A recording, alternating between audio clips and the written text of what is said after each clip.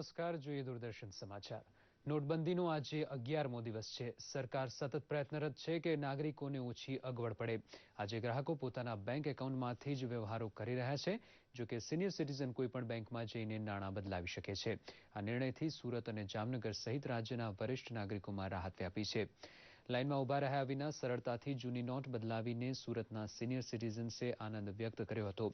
સુરતમાં સ્થાનિકોએ વૃદ્ધ નાગરિકો માટે પાણી તેમજ ચાની વ્યવસ્થા પણ કરી હતી. તો જામનગરમાં પણ આ પ્રકારે નાગરિકોએ વૃદ્ધ નાગરિકો પ્રત્યે સૌજન્ય દાખવ્યું હતું અને બેંક કર્મચારીઓએ પૂરતી કાળજી સાથે નાગરિકોને જૂની કરન્સી નોટો બદલી આપી હતી. વૃદ્ધોએ પણ સરકારના આ નિર્ણયને આવકાર્યો હતો. કેન્દ્રીય કાપડ મંત્રી સ્મૃતિ ઈરાની આજે ગુજરાતના મહેમાન બન્યા છે. અમદાવાદના વસ્ત્રાપુર હાટ ખાતે સૌ પ્રથમવાર હસ્તકલા સાથે જ જોડાયેલા કલાકારોને ઓળખ કાર્ડ પહેચાનનું વિતરણ શ્રીમતી ઈરાનીના હસ્તે કરવામાં આવ્યું હતું. આ કાર્ડ દ્વારા હસ્તકલા સાથે જોડાયેલા કલાકારોને લોન તથા ઇન્સ્યોરન્સ જેવી વિવિધ સુવિધાઓ સરળતાથી મળી રહેશે. આ ઉપરાંત સ્મૃતિ ઈરાનીએ જણાવ્યું હતું કે સરકાર દ્વારા બીપીએલ કાર્ડ ધારકો તથા અનુસૂચિત જનજાતિના પરિવારોને વિનામૂલ્યે કીટ વિતરણ પણ કરવામાં આવશે. સ્મૃતિ ઈરાનીએ ઉમેર્યું કે આ પહેચાન પત્રથી કલા કારીગરોની ઓળખ નેશનલ ડેટાબેઝ સાથે જોડાઈ જશે, જેથી ભારત સરકારની વિવિધ યોજનાઓના લાભો તથા રાષ્ટ્રીય આંતરરાષ્ટ્રીય મેળામાં ભાગ લેવાની સરળતા થશે. મુખ્યમંત્રી વિજયભાઈ રૂપાણીએ જણાવ્યું હતું કે સમાજના ગરીબ અને આર્થિક પછાત વર્ગના લોકોને ઘરનું ઘર મળે તે માટે સરકાર પ્રતિબદ્ધ છે.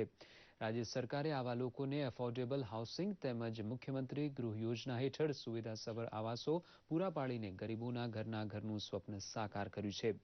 મુખ્યમંત્રીએ વડોદરાના અટલાદરા ખાતે બીએસયુપી તથા મુખ્યમંત્રી ગૃહ યોજના હેઠળ 400 કરોડના ખર્ચે નિર્માણ થયેલ 4217 આવાસોના કોમ્પ્યુટરાઇઝ ડ્રો કરીને લાભાર્થીઓને ઘરની ચાવી અર્પણ કરી હતી.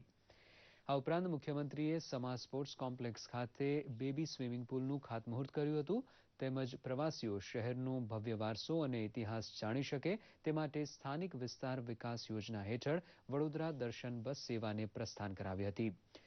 મુખ્યમંત્રીએ જણાવ્યું હતું કે ગરીબ અને મધ્યમ વર્ગના દર્દીઓ માટે રાહત દરે જેનેરિક દવા ઉપલબ્ધ કરાવવા મોટી હોસ્પિટલમાં દીનદયાળ પ્રધાનમંત્રી જનઔષધિ ભંડારનો પ્રારંભ કરાવ્યો છે.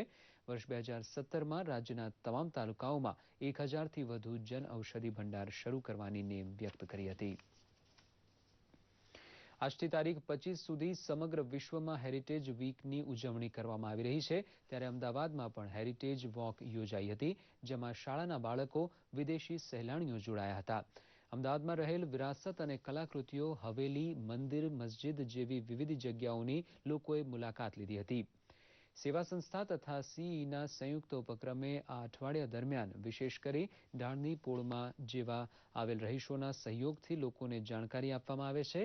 આ ઉપરાંત પોળોમાં સુઘડ શેરી, સ્વચ્છતાના પાર્કિંગ મેનેજમેન્ટ સાથે કોર્પોરેટરો દ્વારા ચાલી રહેલ એચટીડીઆરની યોજનાનો લાભ લઈ હેરિટેજ હવેલીઓને સાચવી શકાય તેવી માહિતી આપવામાં આવી હતી. પોળના રહીશો જયંતભાઈ પાઠકે જણાવ્યું હતું કે વારસો જળવાશે તો આવનાર પેઢીને એની જાણ થશે. આસામના તિનસુકિયામાં પ્રતિબંધિત આતંકવાદી સંગઠન United liberation front of Assam independent એટલે કે ઉલ્ફાએ હુમલો કર્યો હતો. આતંકવાદીઓએ વહેલી સવારે 3 વાગ્યાની આસપાસ સુરક્ષા દળોના જવાનના વાહન પર હુમલો કર્યો હતો, જેમાં 3 જવાન શહીદ થયા હતા, જ્યારે 4 જવાનો ઇજાગ્રસ્ત થયા હતા. સૈનિકોનું વાહન જંગલમાંથી પસાર થઈ રહ્યું હતું ત્યારે આતંકવાદીઓએ સડકની બંને બાજુથી આઈડીથી હુમલો કર્યો હતો અને વિસ્ફોટ બાદ આતંકવાદીઓએ ભારે ગોળીબાર પણ કર્યો હતો. છત્તીસગઢના નારણપુરમાં સુરક્ષા દળોએ કરેલી કામગીરીમાં 5 નક્સલીઓના મોત થયા હતા. આજે સવારે સુરક્ષા દળોની કામગીરી દરમિયાન સીપીઆઈ માઓવાદી મિલિટરી કંપનીના 6 યુનિટના 5 આતંકવાદીઓને મોતને ઘાટ ઉતારવામાં સફળતા મેળવી હતી. સુરક્ષા દળોએ ઘટના સ્થળેથી 2 રાઇફલ પણ જપ્ત કરી હતી. આ સાથે જ આ સમાચાર બુલેટિન અહીં સમાપ્ત થાય છે. નમસ્કાર.